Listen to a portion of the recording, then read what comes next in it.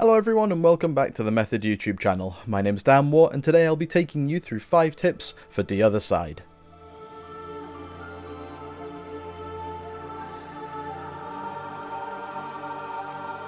Around the dungeon, 4 urns are placed that can be interacted with by any member of the Night Fae Covenant.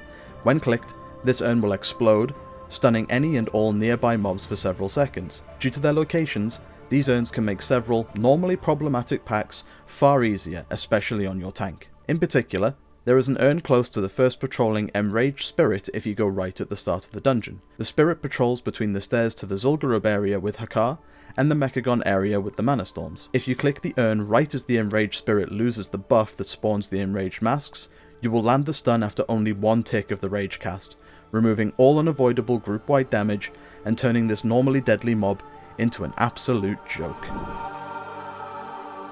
One of Hakar's main abilities is Blood Barrier.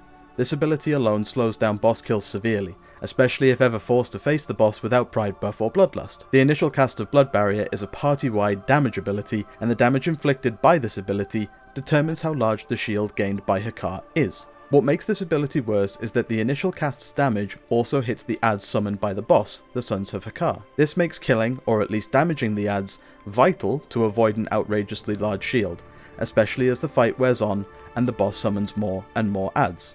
Note that because the shield is based off of damage taken, using a personal or group-wide damage reduction cooldown will also help mitigate the size of Hakar's barrier.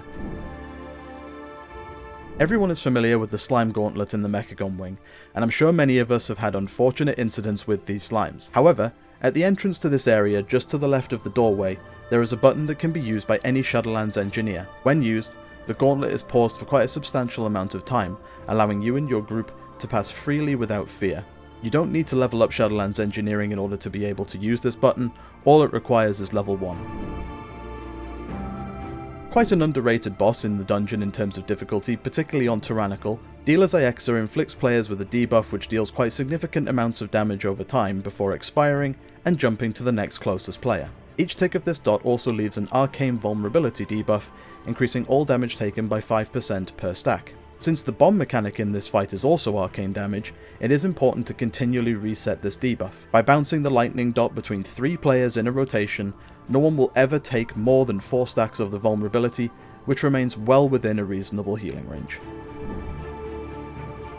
With plenty of DPS and good footwork, Mozala is one of the easier bosses to take down in relation to the other bosses in the dungeon.